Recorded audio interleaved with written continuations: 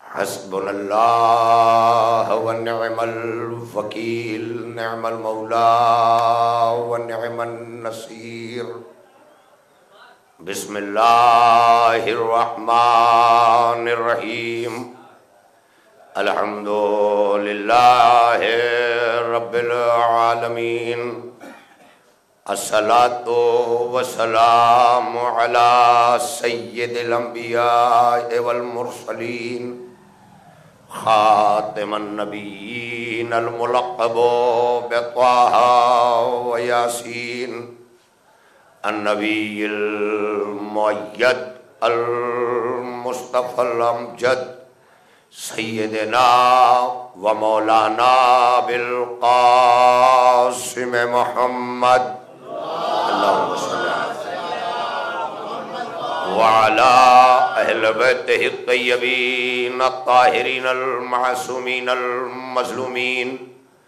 اما بعد فقد قال اللہ فی کتابہ المجید وفرقانہ الحمید وقولہ الحق۔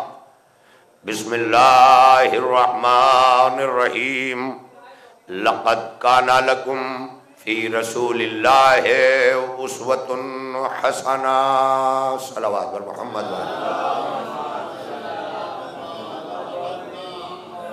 برادران ایمان، ماتمداران شہیدان کربلا، عزاداران سید الشہداء، آج 12 محرم الحرام سن 1443 ہجری کے دن سے ہم گزر رہے ہیں بعد الزوال، بعد الظہرین، یہ مجلس عزا جو برسہ برس سے اس تہذیب عزاداری کا جو میران پور میں ہوتی رہی اس کا ایک حصہ رہی ہے، جسے بزرگوں نے مجتمع ہو کر کے ہم تک سینہ بسینہ، دوش بدوش اس تہذیب عزاداری کو پہنچایا ہے۔ ہم اس کے پاسبان بھی ہیں اور امین بھی ہیں۔ ہمیں اس عزا کے حوالے سے امانت داری بھی کرنی ہے اور پاسداری بھی کرنی ہے۔ یہ ہمارے وہ فرائض ہیں جو سرکار سید الشہداء کی بارگاہ میں ہم سب کی طرف سے خراج ہے کہ جو شہید وطن اور شہید مذہب نہیں بلکہ شہید انسانیت ہے۔ امام حسین علیہ السلام کے لیے یہی کافی ہے کہ دنیا میں جو شہیدوں کی فہرست تیار ہوتی ہے اس کے اقسام ہیں۔ ان اقسام میں شہادت کی قسموں پر جائیے تو ایک الگ گفتگو ہوگی، لیکن ایک شہادت وہ بھی ہے کہ جو انسان اپنے وطن کے لیے، اپنے ملک کے لیے، اپنی مادر گیتی کے لیے پیش کرتا ہے تو اسے بھی شہید کہا جاتا ہے، مگر اس شہادت کے ساتھ ایک لفظ اضافت کے ساتھ لگتا ہے شہید وطن۔ اسی طرح کوئی کسی مذہب کا پیشوا کسی مذہب کے لیے جان دے دے، کسی دھرم کے لیے بلیدان دے دے تو ظاہر ہے کہ وہ شہید مذہب کہا جائے گا۔ لیکن امام حسین علیہ السلام کا خاصہ یہ ہے پوری کائنات میں کہ حسین شہید انسانیت کہے جاتے ہیں، اور حسین کا شہید انسانیت کہا جانا صرف اور صرف قولی نعرہ نہیں ہے، بلکہ عملی طور پر انسانیت کے سبھی طبقے نے ہر سال کسی نے تعزیہ اٹھا کے، کسی نے ماتم کر کے، کوئی ہندو مذہب ہندو دھرم سے تعلق رکھتا ہے، کوئی کرسچنٹی سے تعلق رکھتا ہے، کوئی جین ہے، کوئی بدھسٹ ہے، کوئی پارسی ہے، کوئی زرتشت ہے، الگ الگ مذاہب کے سارے امام حسین کی بارگاہ میں کسی نہ کسی نہج سے اپنا خراج عقیدت دے رہے ہیں، ہر صورت میں، جو اس بات کی دلیل ہے کہ کوئی کسی بھی مذہب کا ماننے والا ہو، کسی بھی ملک کا ماننے والا ہو، جہاں جہاں انسانیت ہے وہاں وہاں حسین ہے۔ صلوات پڑھ لیں مل کر محمد وآل محمد۔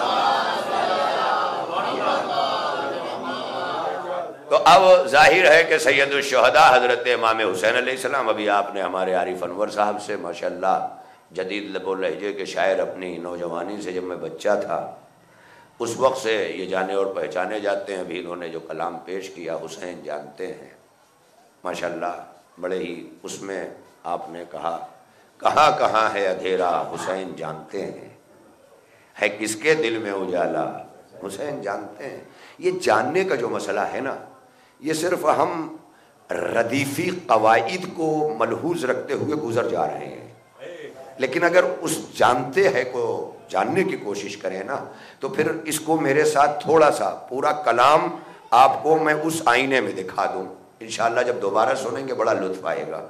یہ جاننا یہاں بہت بڑی منزل پر ہے۔ جاننا محرمیت کے لیے بھی ہوتا ہے، محرم ہونا کسی چیز کا، کسی راز کا۔ آپ کسی کے رازدار ہیں تو آپ اس کے محرم راز ہیں، یعنی جس سے دور رکھا جائے وہ نامحرم ہے۔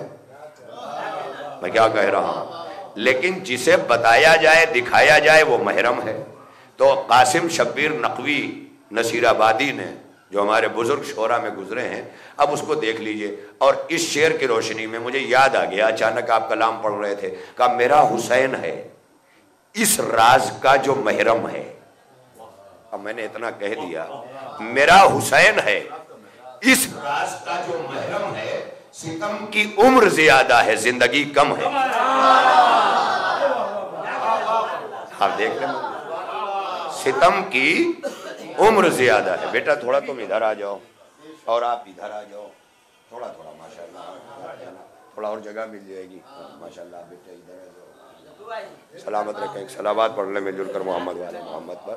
بیٹا آ جاؤ ادھر آ جاؤ، بیٹا تم بھی ادھر آ جاؤ، ہاں، تاکہ بڑے آگے آ جائیں ماشاءاللہ، جن سے مجھے گفتگو کرنی ہے۔ ہاں، اس لیے کہ میں جو اس وقت گفتگو کر رہا ہوں اس کے لیے بڑی ہی معذرت کے ساتھ کہ یہ تکلم ظاہر ہے کہ اگر مجھے آنکھ بند کر کے کہانیاں سنانی ہوتی تو کوئی بھی طبقہ ہو، لیکن میں اکثر یہ کہا کرتا ہوں کہ ذکر اور فکر میں بڑا فرق ہوتا ہے۔ میں ہمیشہ اتحاد بین المسلمین کے پرچم کو بلند رکھتا ہوں۔ میں یہ جانتا ہوں ہمیشہ کہ مسلمانوں میں تفرقہ مسلمانوں کا نقصان ہے، لہذا وہ تفرقہ اگر ہے بھی تو تفرقہ نہیں کہا جائے گا، اختلاف عقائد و فقہ کہا جائے گا۔ اور یہ اختلاف جو ہوتا ہے وہ علم کی بنیاد پہ ہوتا ہے، جاہل کو حق نہیں ہے اختلافات پہ لڑائی کا۔ ظاہر ہے یہ ہے، ہمیشہ علمی اختلافات پائے گئے جس کی وجہ سے فقہ بنا۔ اگر حضرت مولانا شوکت علی تھانوی کو حضرت مولانا احمد رضا خان بریلوی نے نہیں تسلیم کیا نظریات کی بنیاد پر، تو بہرحال ہمارے نزدیک علماء دونوں ہیں، وہ کسی بھی مسلک کے ہوں۔ تو اتحاد کے لیے اتنا ضروری ہے کہ انسان اپنے بزرگوں کی عزت کرے، کسی بھی مسلک کا ہو، اگر وہ مخالف مسلک نہیں ہے تو اس کی عزت کرے۔ یہ چیزیں بہت لازم ہیں سماج کے لیے، سماجی ڈھانچے کو استوار رکھنے کے لیے، اپنی نسلوں تک ایک پیارا سماج دینے کے لیے، یہ ساری چیزیں بہت لازم ہیں، اور آپ کو وہ دینا بھی ہے۔ خالی اچھا گھر بنوا کے، اچھی انگنائی بنوا کے، سوئمنگ پول بنوا کر، ہر فیسلٹی گھر میں دے کے آپ کچھ نہیں کر سکتے۔ آج کی نسل یہی کر رہی ہے، پوری دنیا گھر میں جمع کر کے سوچتی ہے نسل یہاں پل جائے گی۔ نسل کو خالی گھر کی ضرورت نہیں ہوتی، سماج کی بھی ضرورت ہوتی۔ آج سماج کا ٹکڑے ٹکڑے ہونا اس بات کی دلیل ہے کہ لوگ گھر تعمیر کرنے میں تو لگے ہیں، لیکن کوئی سماج تعمیر کرنے کے لیے آگے نہیں آ رہا ہے۔ سماج کی تعمیر میں، اور آیت اللہ خامنائی، سید علی خامنائی رہبر انقلاب ارشاد فرما رہے ہیں جگہ پر، کہتے ہیں کہ جب معاشرہ کمزور ہوتا ہے، سنیے گا، سماج جب کمزور ہوتا ہے، معاشرہ جب کمزور ہوتا ہے تو اکثریت ظالموں کے ساتھ کھڑی ہوتی ہے۔ کر لیجئے اندازہ، جہاں معاشرہ کمزور ہوگا، ویک ہوگا، ناتواں ہوگا، وہاں پر جو اکثریت ہوگی وہ ظالموں کے ساتھ کھڑی ہوگی۔ آج آپ سماج کا حال دیکھ لیں، سماج کی اکثریت کن ظالموں کے ساتھ کھڑی ہے۔ انہیں ابن الوقت بھی کہا جاتا ہے، اسی لیے بڑی توجہ رہے، سماج کی اکثریت ہمیشہ ظالموں کے ساتھ کھڑی ہوگی۔ کب؟ جب سماج کمزور ہوگا۔ سماج کب کمزور ہوتا ہے؟ باپ مر جائے، کمانے والا نہ ہو، ولایت ولی نہ ہو اور دیکھ ریکھ کرنے والا نہ ہو تو گھر کمزور ہو جاتا ہے۔ اسی طرح جو سماج کے نگہبان ہیں، اگر وہ کمزور پڑ جائیں تو سماج کمزور ہو جاتا ہے۔ سماج کے نگہبان کون لوگ ہیں؟ یہ کس کی ذمہ داری ہے؟ کسے سماج کا نگہبان کہا گیا؟ انہی لوگوں کو نا جو تمام چیزوں سے فارغ ہو گئے ہیں. اب اللہ کہہ رہا ہے میرے گھر چلے آؤ, حج کر لو. اب تم نے بیٹے بیاہ دیے, بیٹیاں بیاہ دیں, کاروبار جو ہے وہ اسٹیبل ہو گیا, سب کچھ ہو گیا, اب حج کرنے کے قابل ہو گئے ہو, میرے گھر آ جاؤ. بس اسی ایج کے لوگ اور اسی صفات اور اسی کوالٹی کے لوگ جب سماج کے اس منزل پر پہنچتے ہیں کہ خدا انہیں حج واجب کر دے اس منزل پر, تو اسی منزل کے لوگ یہ سماج کے نگراں اور ذمہ دار ہوتے ہیں. اور اس کی خدا نے جو فطرت کے تحت قانون کریٹ کیا ہے اس میں یہ بہت بڑا ایک بچہ ابتدائی سے اشارے دیتا ہے اپنی صلاحیتوں کے. پھر رفتہ رفتہ وہ بچہ جب لوگوں میں مجلس میں آیا, مجلس میں اس نے اپنے بزرگوں کی خدمت سے سوچ سے آگے بڑھ کر جب اس نے کام کرنا شروع کیا تو دوسری مجلسوں میں وہ بچہ تلاش کیا جانے لگتا ہے. نگاہیں ڈھونڈتی ہیں وہ بچہ کہاں ہے, وہ پانی لاتا ہے, وہ بچہ کہاں ہے, وہ جو یہ کرتا ہے, یہ تلاش ہوتی ہے. پھر رفتہ رفتہ وہ بڑا ہوتا ہے, اپنے رشتوں میں پہچانا جانے لگتا ہے. اب تقریبات ہو رہی ہیں رشتوں میں, بڑا ہو رہا ہے, کہاں ہے وہ جو سب کو کھلا لیتا تھا, کہاں ہے وہ جو سب کی عزتیں بچا لیتا تھا. تو ایسے بچے بڑے ہونے لگتے ہیں. پھر رفتہ رفتہ وہ گھر کا ایک اچھا باپ, ایک اچھا شوہر ہوتا ہے, ایک اچھا بیٹا ہوتا ہے. جب ان ذمہ داریوں کو بھی بخوبی وہ نبھانے لگتا ہے تو معاشرے میں محترم ہو جاتا ہے. اور جب وہ نبھا کر وہ آگے بڑھتا ہے تب قدرت کہتی ہے کہ بچپن سے اب تک کی زندگی گواہ ہے کہ اب اسے سماج کا ذمہ دار بنایا جائے. تو سماج کے جو ذمہ دار ہیں وہ اس طرح کے لوگ ہیں. لیکن جب سے ہماری نئی نسلوں میں مال آیا, نئی نسلوں نے اپنی حکمرانی اپنے ماں باپ پہ بھی شروع کر دی, اور نتیجہ یہ ہوا کہ ٹوکنے لگے, مت جائیے وہاں, ضرورت کیا ہے آپ کو جانے کی, آپ گھر بیٹھیے, جو چاہیں گے آپ کو دیا جائے گا, مصلح ہے, گھر بنوا دیا, اے سی لگا دیا, پڑھیے, ضرورت کیا ہے ایسے ظالم سماج میں جانے کی. جب بچوں نے روک لیا تو نتیجہ کیا ہوا؟ اسلام کہہ رہا ہے الشیخ فی اسرۃ کالنبی فی امۃ. ایک بزرگ اپنے خاندان اور اپنے معاشرے میں ایک بزرگ اپنے خاندان اور معاشرے میں وہی حیثیت رکھتا ہے جو ایک امت میں ایک نبی رکھتا ہے. آپ سوچ لیں. تو اس کا مطلب یہ ہے کہ اگر بزرگ معاشرے کو چھوڑ کے گھر بیٹھ جائیں تو گویا نبوت نے امت چھوڑ دی. میں کیا کہہ رہا ہوں؟ اگر نبی امت چھوڑ دے تو امت کا کیا حال ہوگا آپ دیکھ لیں. اس کا مطلب یہ ہے کہ نبوتوں پر چاہے جتنے ستم ہوئے ہوں مگر نبوت آج بھی عزت دار ہے. جتنا بھی ستایا گیا ہو عزت دار ہے. اگر نبوتوں نے اپنا کام چھوڑ دیا ہوتا تو سائز پہلے ہی سماج کمزور ہو جاتا. لیکن آج کے بزرگوں نے جب سماج چھوڑا تو اب انہیں سوچنا پڑے گا کہ گویا نبیوں نے اپنی ذمہ داری چھوڑ دی.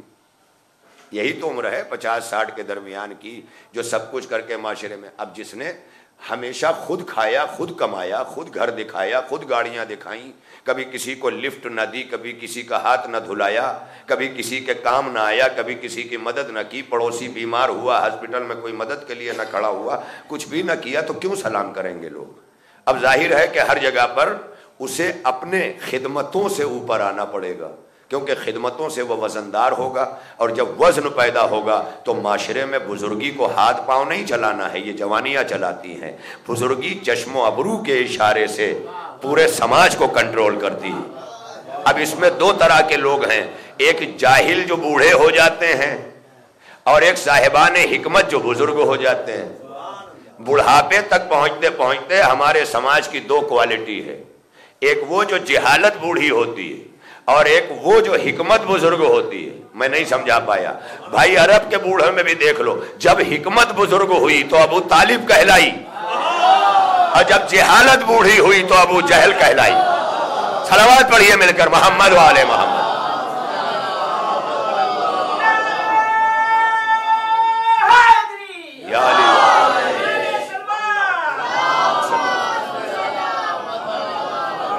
سامنے آپ کے. لہذا اس لیے بھی کوئی جاہل نہ رہ جائے, کیونکہ جاہل کا بڑھاپا ابو جہل ہوتا ہے, اور ابو جہل معاشرے کے لیے نقصان دہ ہوتا ہے. لہذا اس لیے بھی جوانیوں میں کوشش کرو کہ ہم پڑھ لیں, لکھ لیں, کسی منزل پہ پہنچ جائیں. جاہل رہ گئے تو بڑھاپا ابو جہل بنائے گا. اس لیے کہ حکمت کو بزرگی ہے. بزرگی سن و سال دیکھ کے نہیں آتی ہے, بزرگی خود ایک منصب ہے, خود ایک پد ہے. اور ایسا پد ہے بزرگی نا کہ نبوتیں اور امامتیں بزرگی کے احترام میں کھڑی ہو جاتی. یہ اتنا بڑا پد ہے بزرگی جسے ہم نے اگنور کر رکھا ہے سماج میں. آج نوجوان یہ سوچتے ہیں یہ فالتو لوگ ہیں, انہیں موبائل نہیں چلانا آتا. تم نے موبائل کو کائنات سمجھ لیا اور انہوں نے موبائل کو جیب میں رکھ لیا. صلوات پڑھیے مل کر محمد والے محمد. یہی تو ہوا نا, آج کا نوجوان یہ سوچ رہا ہے پوری موبائل اپنی کائنات بنائے ہوئے, اسکرین سے نگاہ نہیں ہٹنی, باپ کا حکم نہیں سننا, بہن کھانے کے لیے پکار رہی ہے, ماں جو ہے سارے کام کچھ نہیں, بس اسکرین میں. انشاءاللہ اسی پہ جوان ہو جاؤ گے, اسی پہ بڑھاپا آ جائے گا, اسی پہ بچے پیدا ہوں گے, اسی پہ پال لینا. اس لیے کہ جب 199 کے ریچارج میں پورے مہینے سب کچھ کر سکتے ہو تو اسی پہ شادی بھی کر لینا, کیونکہ کچھ اور کرتے تو شادی کے اخراجات آتے. صلوات پڑھ لینا مل کر محمد والے محمد پر. اور ایسا کرنے والے جو دن رات موبائل میں پڑے رہتے ہیں, میں نے دیکھا ہے کہ جیسے نشہ کرنے والے گندی جگہ تلاش کرتے ہیں, ویسے جنہیں موبائل کا نشہ ہو گیا ہے یا فٹ پاتھ تلاش کرتے ہیں یا گٹر کی دیوار تلاش کرتے ہیں. صلوات پڑھیے مل کر محمد والے محمد. یا علی اللہم صلی اللہ. کیوں کر رہے ہو؟ جاؤ دیکھو شہروں میں جو گندی جگہوں پہ بیٹھے ہوئے غلط غلط نشے کرنے والے نوجوان ہیں, وہی کیفیت موبائل کے نشے میں ڈوبے ہوئے آج شریف زادوں کا حال ہے. یہ کیفیت ہے. حسینیت کا مطلب اپنی بری عادتوں کو چھوڑو. حسین آیا ہے تو ایک انقلاب آیا ہے. پتھروں کے لیے چاہے جتنی بارش آئے کوئی فرق نہیں پڑتا, چاہے جتنی دھوپ آئے کوئی فرق نہیں پڑتا. اگر پتھر ہی بن گئے ہیں تو چاہے جتنا محرم آئے, پتھر ہی ہو گئے ہیں تو چاہے جتنا عاشورہ آئے. لیکن اگر انسان ہے تو وہ بدل کے رکھ دے گا. ابھی آپ نے شعر میں سنا حر کے حوالے سے, حسین جانتے ہیں تعریف کیا ہو حر دلاور کی دوستو, تعریف کیا ہو حر دلاور کی دوستو, تعریف کیا ہو حر دلاور کی دوستو, تعریف کیا ہو حر دلاور کی دوستو. گھٹ گھٹ کے جی رہا تھا جو آہوں کی دھوپ میں, اچھا ہوا جو قطرہ سمندر سے جا ملا, ورنہ وہ سوکھ جاتا گناہوں کی دھوپ میں. یہ ہے لہذا سماج معاشرہ یہ مست ہے. یا علی ارباب کرم, ارباب علم و دانش, ارباب فہم و ذکا, ارباب عزا, خدمت عالی میں جو گفتار ہے اور گفتگو ہے. اور ظاہر ہے کہ اکبر پور کی یہ سرزمین, میران پور کا یہ علاقہ جو ہمیشہ اتحاد بین المسلمین کا گہوارہ رہا, آماجگاہ رہی, آج بھی تمام تر چیزیں سماجی طور پر مسلکوں کی معراج دیکھنے میں آتی ہے یہاں.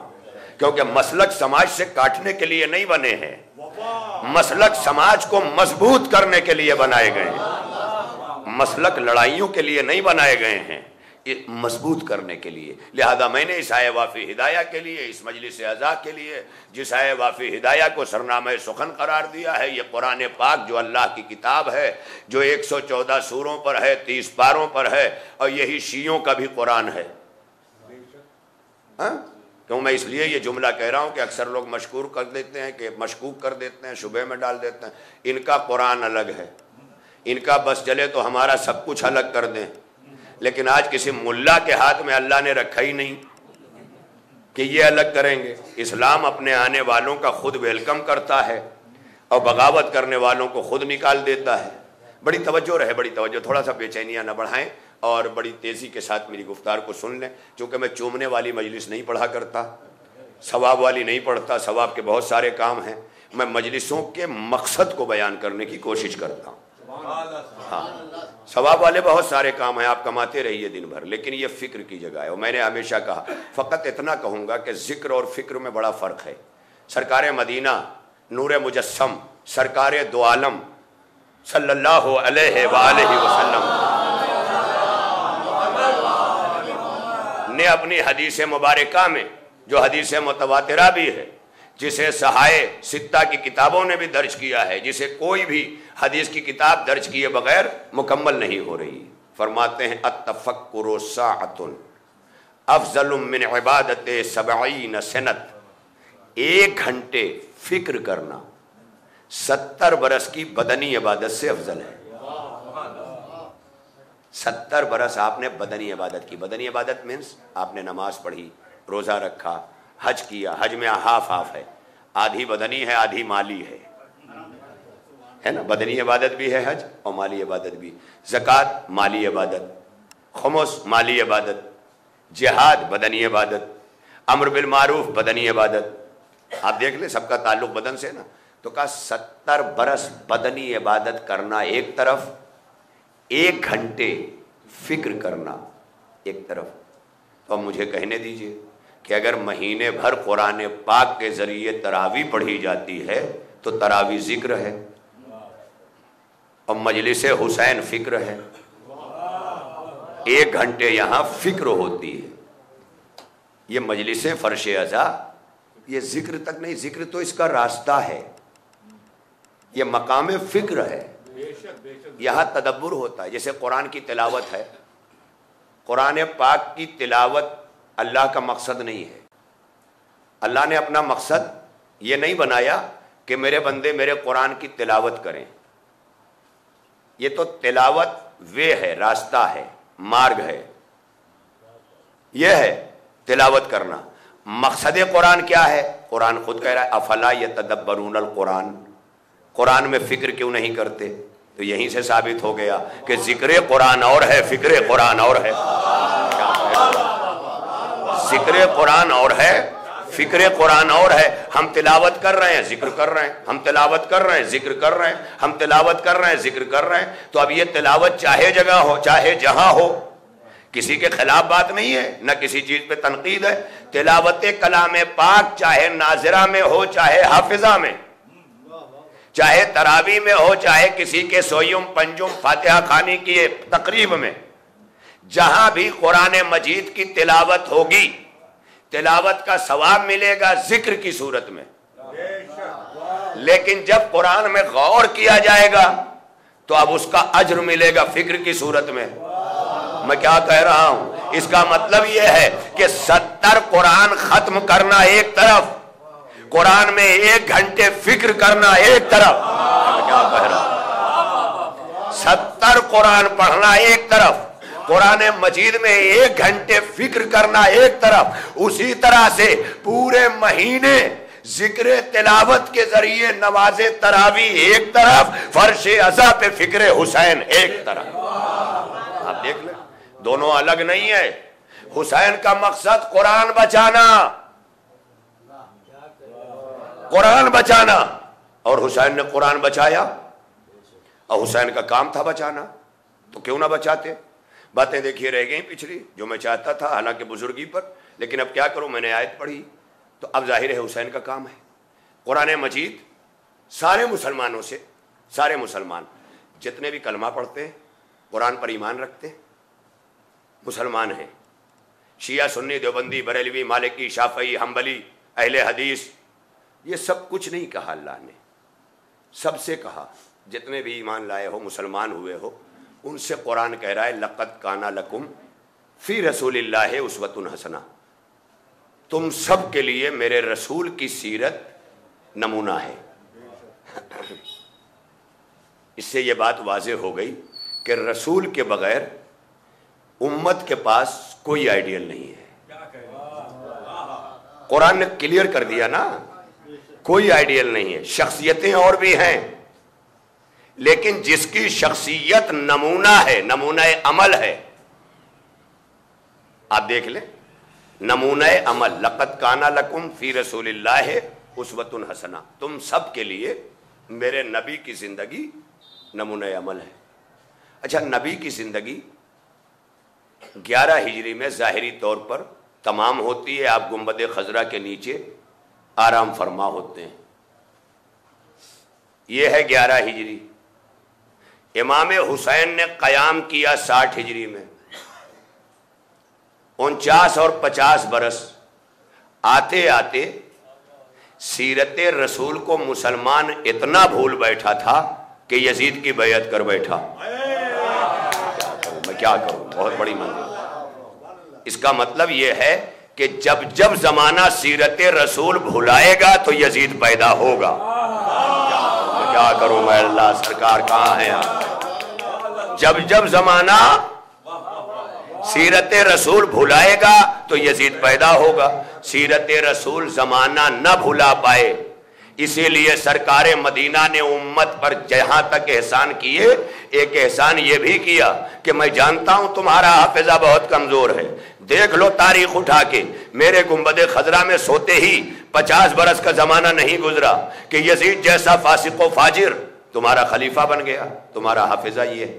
اللہ کا رسول جانتا تھا میرے سوتے ہی یہ سیرت بدلنے لگیں گے، یہ کرنے لگیں گے، تو انہوں نے کیا کیا کہ اپنی حیات طیبہ میں فرما دیا اپنے اہل بیت کے لیے کہ اولنا محمد، اوسطنا محمد، وآخرنا محمد، وکلنا محمد، یعنی یہ نہ سمجھنا کہ اگر محمد بن عبداللہ گنبد خضرا کے نیچے سو رہا ہے تو اب اس کے بعد سیرت کا آئینہ نہیں رہے گا، سیرت مصطفیٰ کا آئینہ علی بن کے ہوگا، حسن بن کے ہوگا، حسین بن کے ہوگا۔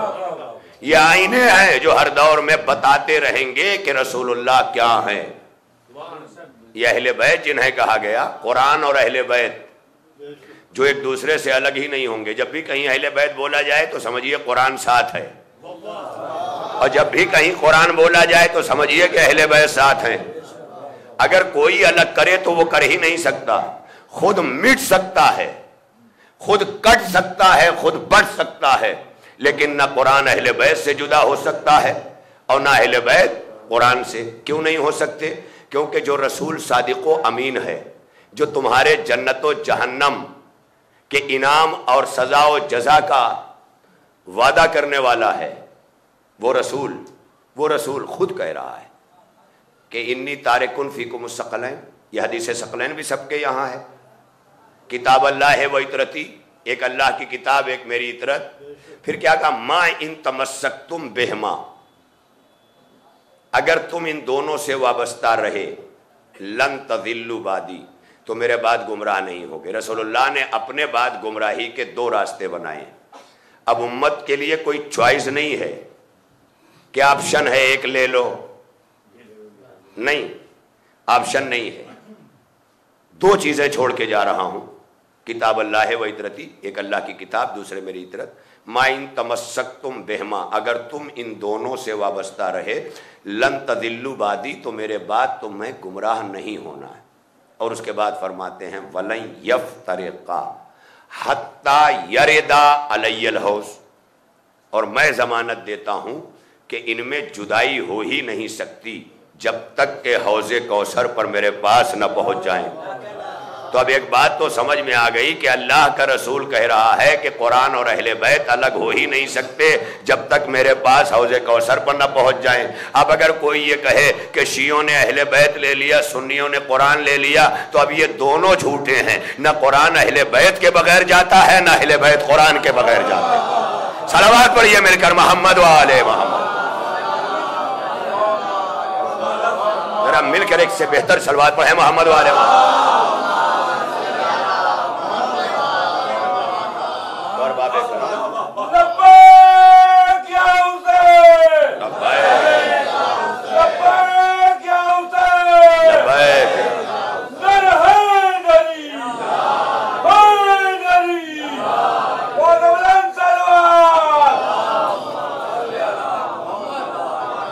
کچھ لوگ فرش عزا پہ جب یہ سوچتے ہیں کہ میں بیمار ہوں تو بیمار ہو ہی جاتے ہیں۔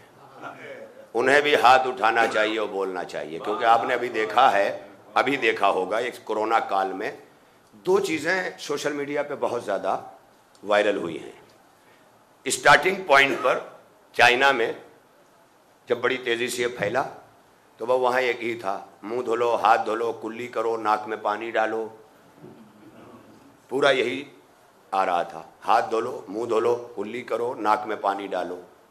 تو میں نے کہا کوئی نئی بات نہیں ہے، 1400 برس سے شریعت مصطفیٰ، تم جسے کلی کرنا، ناک میں پانی ڈالنا سب بتا رہے ہو، یہ وضو ہے۔ ہاں، اسلام وہ شریعت دے رہا ہے جو کورونا آنے کے بعد نہیں پیش ہوتی۔ میں کیا کہہ رہا ہوں، شریعت میں ساری چیزیں پہلے سے موجود ہیں۔ ایک یہ ہوا کہ گویا کہ وضو کرو، وضو کرو کا مطلب نماز بھی پڑھو۔ جو نمازی ہوگا اسے کٹ پہننے کی ضرورت ہی نہیں، وہ کپڑا خود پاک رکھتا ہے۔ آپ دیکھیں نا، بہت ساری چیزیں یہ کٹ انہیں پہنا دی جاتی جن کے کپڑے نجیس ہوتے ہیں۔ سارا معاملہ کرونا کا نجاست اور پاکیزگی ہی سے ہے۔ اب دیکھ لیں، اب میں جو دوسری بات کہنے جا رہا ہوں، تو پہلا کیا بتایا گیا؟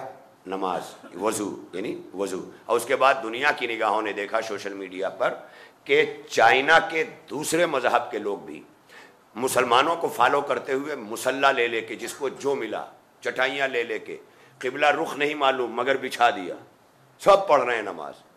اب یہ نماز کیوں پڑھنے لگے؟ کیونکہ مسئلہ انہوں نے شروع کیا تھا وضو سے. جب دیکھا کہ یہ وضو کر کے نماز بھی پڑھنے جا رہے ہیں تو وہ بھی چلے گئے. سوشل میڈیا پہ سب نے دیکھا ہے، وائرل ہوا پورا، خدا کی قسم. اور اس کے بعد دوسرا جو ویڈیو بہت زیادہ وائرل ہوا، اس میں ایک ویگیانک ڈاکٹر وہ اپنے سینے پہ یوں یوں ہاتھ مارتا ہے، وہ مات کر کے کہتا ہے کہ یہ کرنے سے بھی کورونا قریب نہیں آتا. کہا کیوں؟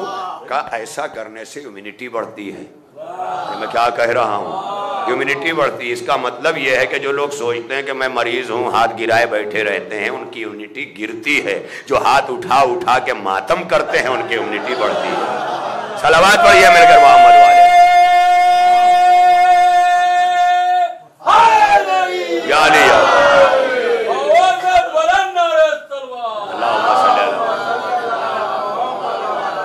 یعنی ایک جو اشارہ ہے کورونا سے بچنے کا، اس اشارے کا نام یوں کہہ دیا جائے کہ اگر کورونا سے بچنا ہے تو خدا کی نماز بھی پڑھنا، حسین کا ماتم بھی کرنا. ایک اور صلوات پڑھیں مل کر محمد والے.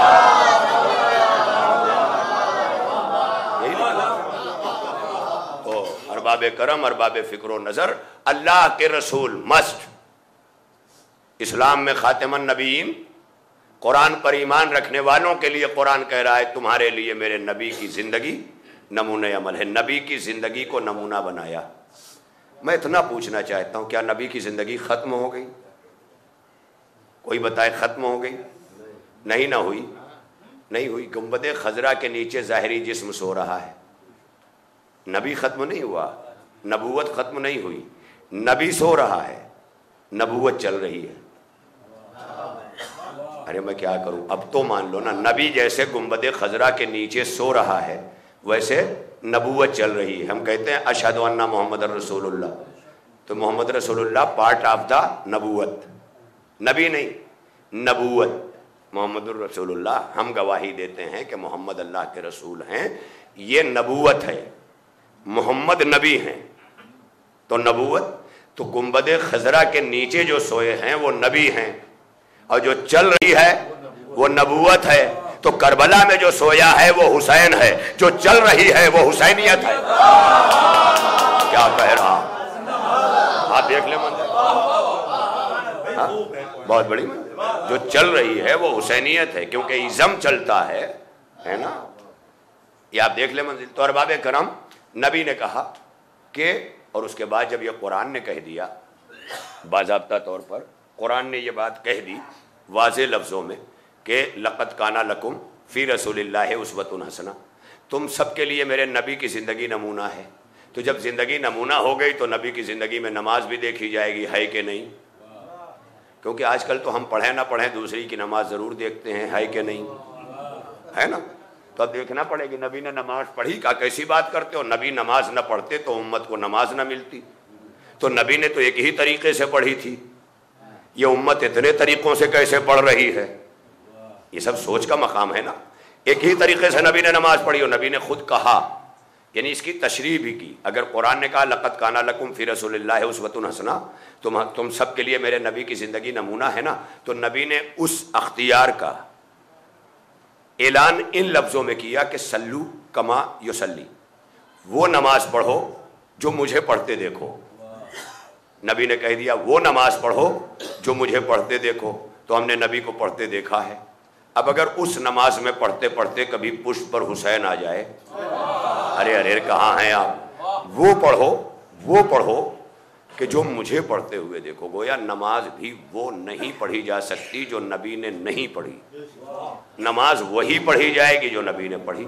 تو اچھا، اگر نبی نے یہ کہا کہ میری سیرت نمونہ ہے، قرآن کہہ رہا ہے کہ نبی کی سیرت نمونہ ہے، تو نبی نے اس سیرت کی تعریف اور تشریح اور میننگ اور انواد اس طرح کیا کہ نماز وہ پڑھو جو مجھے پڑھتے دیکھو. یہ بھی کہا، اور یہ بھی کہا حسین منی و انا من الحسین، حسین مجھ سے ہے اور میں حسین سے ہوں، تو اب نبوت کی زندگی مشروط ہو گئی حسین سے۔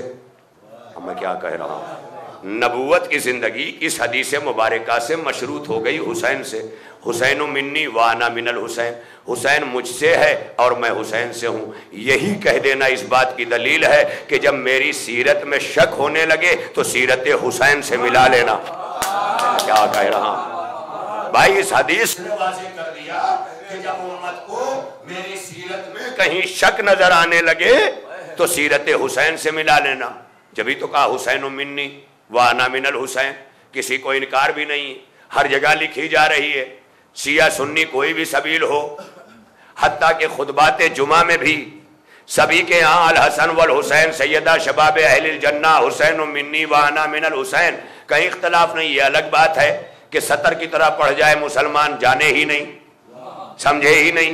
بہت سارے دارالعلوم ہیں، وہاں سے پڑھ پڑھ کے آج بچے فارغ ہو جاتے ہیں، لیکن انہیں نہیں پتا کہ حضرت علی کعبے میں پیدا ہوئے۔ میں پوچھنا چاہتا ہوں یہ کون سی طاقت ہے جو علی کو اتنا چھپا رہی ہے کہ کعبے جیسی جگہ میں پیدا ہونے والا علی دارالعلوم کے طلباء کی نگاہوں میں نہیں ہے؟ اسباب کیا ہیں؟ جاننے کی ضرورت ہے۔ یہی تو مسلمانوں کی تعصب اور تنگ دلی کا نتیجہ ہے۔ مسلمان وسیع القلب ہوتا ہے، وسیع النظر ہوتا ہے، لہذا ہمارے لیے یہ لمحات فکریہ نبی نے کہہ دیا، یہ قیامت تک کے مسئلے کو حل کر دیا۔ حسین منی وانا من الحسین، اللہ نے کیا کہا؟ تمہارے لیے میرے نبی کی سیرت نمونہ ہے۔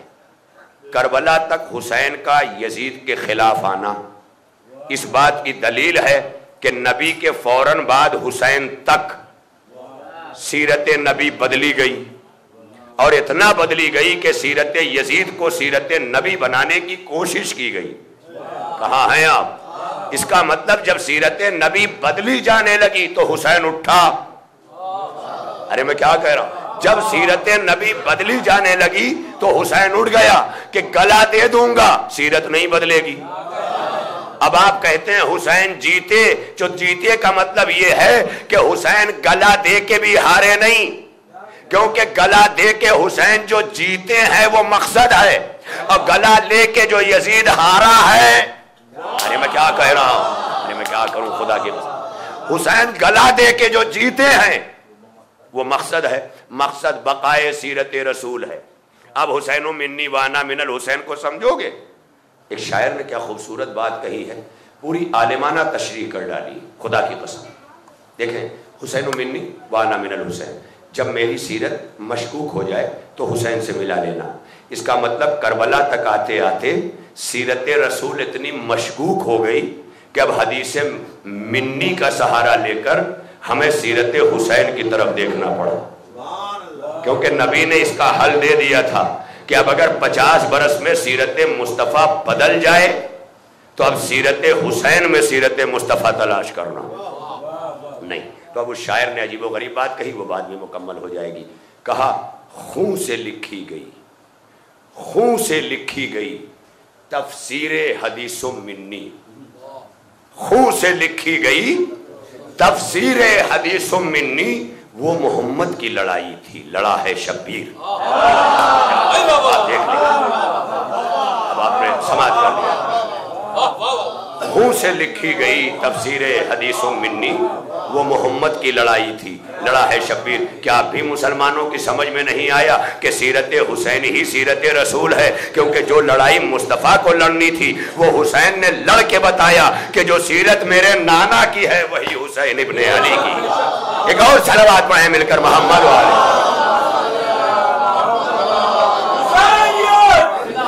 آپ لوگ بھی بول لیں اگر زندہ باد ہے تو زندہ باد،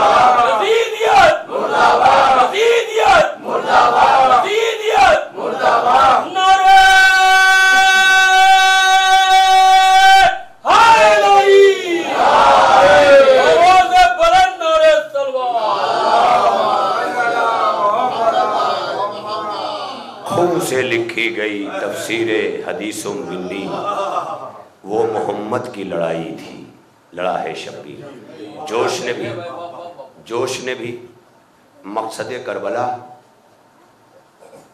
سیرت حسینی، سیرت مصطفیٰ، ان تمام چیزیں کے فلسفے کو جوش ملیح آبادی نے اپنے ایک بند میں بڑے پیارے میں کہا، انداز میں کہا ہے کربلا میں امر حق کی برتری سے جنگ تھی، کربلا میں امر حق کی برتری سے جنگ تھی، طاقت عظمت دیرینہ پیغمبری سے جنگ تھی، طاقت نانے شعیر حیدری سے جنگ تھی، جس کا قرآن میں ہے ذکر اس داوری سے جنگ تھی۔ کہا کب نفاق ارباب حق سے برسر پیکار تھا، وہ خدا پر آخری لات و حبل کا وار تھا۔ اب اگر جوش یہ کہہ رہے ہیں وہ خدا پر آخری لات و حبل کا وار تھا، تو میدان کربلا میں حسین ابن علی اس لیے جیتے کہ گلا ایک دیا اور توحید بھی بچا لی، رسالت بھی بچا لی۔ سرکار میرے خدا کی قسم ایک گلے سے حسین نے توحید بھی بچائی، کیونکہ خدا کی توحید بھی خطرے میں تھی کربلا میں، رسالت بھی، دونوں کو حسین نے گلا دے کے بچا لیا۔ کون جیتا؟ اسی لیے اسی حوالے کو بہت پیارے انداز میں ایک اور شاعر نے، کیونکہ ہمارے عارف انور صاحب نے شروع میں شاعری پڑھ کر کے میرا مزاج بھی اس وقت شاعرانہ خطابت آمیز بنا دیا ہے، تو اس بنیاد پر میں ایک اور شعر سنا دوں کہ خون سے لکھی گئی تفسیر حدیث منی، خون سے لکھی گئی تفسیر حدیث منی، وہ محمد کی لڑائی تھی، لڑا ہے شبیر۔ اب دیکھیے شاعر کہتا ہے کہ حسین منی پہ مت رک، من الحسین بھی پڑھ، حسین منی پہ مت رک، حسین منی یعنی حسین مجھ سے ہے، وَأَنَا مِنَ الْحُسَيْن، میں حسین سے ہوں، یہ ذہن میں رہے، حسین منی حسین مجھ سے ہے، وَأَنَا مِنَ الْحُسَيْن، میں حسین سے ہوں۔ اب یہ ذہن میں رہے، اب سنیے گا، کہا حسین منی پہ مت رک، من الحسین بھی پڑھ، رسول اپنے ہی کل کو حسین کہتے ہیں۔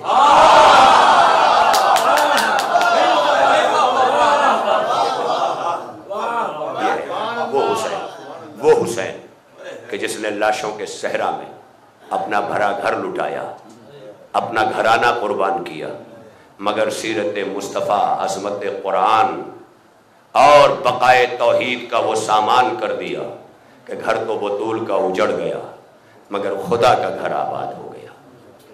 ابھی خدا کی قسم بابو بھائی میں کیا کروں، ہمارے ایک دوست ہیں مولانا کرامت حسین جعفری صاحب، کشمیر پونچھ سے ان کا تعلق ہے، تنظیم المکاتب سے بڑے قریب رہے، ادب ان کا پہلا ذوق ہے، علمی استعداد رکھتے ہیں، تعمیرات بھی کی ہیں انہوں نے، ہمیشہ مجھ پہ شفقتیں بھی کرتے ہیں، عالم ہیں، سن و سال میں یقیناً مجھ سے کچھ چھوٹے ہی ہوں گے، لیکن عالمانہ ہیبت مجھ پہ طاری رہتی، اس لیے میں چھوٹے ہی محسوس کرتا ہوں۔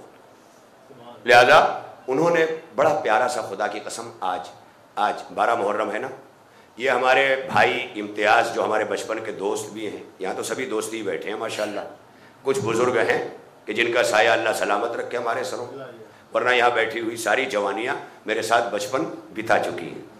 ہمارے امتیاز صاحب نے یہ مجلس منعقد کر دی آج 12 محرم کی بہت سی جگہوں پر۔ اس مجلس کی ہیڈنگ ہے کہ مجلس فاتحہ خوانی برائے شہدائے کربلا۔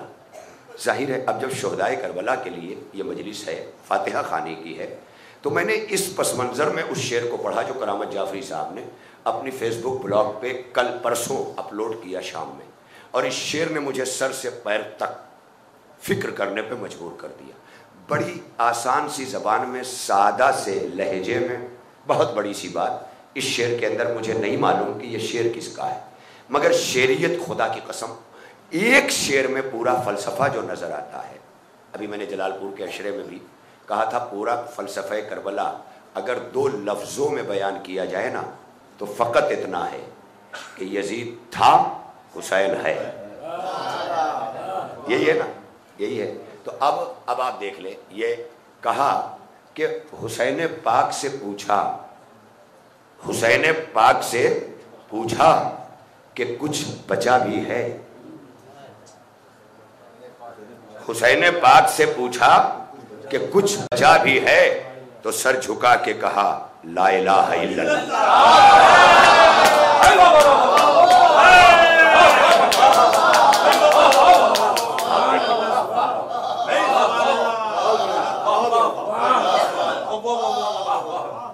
لا الہ کے پڑھنے والے لا الہ سے پوچھ لیں، لا الہ کے پڑھنے والے لا الہ سے پوچھ لے، لا الہ تو بچ گیا، گھر لٹ گیا شبیر کا۔ اب بھی پوچھتے ہو ہم کیوں روتے ہیں؟ ہم مصلی پہ آ کے حسین پر اس لیے روتے ہیں کہ اگر آج یہ مصلی ہے تو تیرے دم سے ہے۔ اے حسین، یہ مصلی نہ ہوتا اگر آپ نے تیروں کو مصلی بنا کر آخری سجدہ نہ کیا ہوتا۔ آقا آج ہم پرسہ دینے بیٹھے ہیں، اور پرسہ کسے دینا ہے؟ جو ترجمان کربلا ہے۔ علامہ اقبال بہت بڑا نام ہے، پورے کربلا کو 2 ابواب اور 2 چیپٹر میں بیان کرتے ہوئے کہتے ہیں، فارسی کا شعر ہے کہ حدیث عشق 2 باب است، کربلا و دمشق۔ حدیث عشق، اب جو لوگ علامہ اقبال کو تھوڑا بہت جانتے ہیں، عشق ان کا بہترین موضوع ہے۔ ان کے ہاں عشق پیکر میں ڈھلتا ہے تو ابراہیم بنتا ہے، بے خطر کود پڑا آتش نمرود میں عشق۔ علامہ اقبال کے پہلے عشق کو جو جاننے والے ہیں ان تک یہ، چونکہ یہاں جو بیٹھے ہیں تا دور پوری دنیا میں لائیو عزاداری جلال پور ٹی وی چینل کے ذریعے یہ لائیو نشر ہو رہی ہے مجلس، اس لیے بڑی دور دور تک لوگ سن رہے ہیں، میرے سامعین، میرے ناظرین، اور اس مجلس عزا کو سماعت کرنے والے عزاداران سید الشہداء مولیان حیدر کرار یہ سب سن رہے ہیں۔ لہذا یہ بات میں علامہ اقبال کے حوالے سے کر جاؤں کہ علامہ طالب جوہری نے ایک کتاب لکھی ہے حدیث کربلا، تو یہ حدیث کی لفظ کے ساتھ علامہ اقبال کو سمجھیے کہ حدیث عشق یعنی وہ کربلا جو انہوں نے حدیث عشق کے آئینے میں دیکھی۔ عشق کسے کہتے ہیں؟ جیسے بے خطر کود پڑا آتش نمرود میں عشق، ابراہیم بے خطر کودے مگر زندہ واپس آ گئے۔ اس کے آگے حسین فخر ابراہیم کیوں کہے جاتے ہیں؟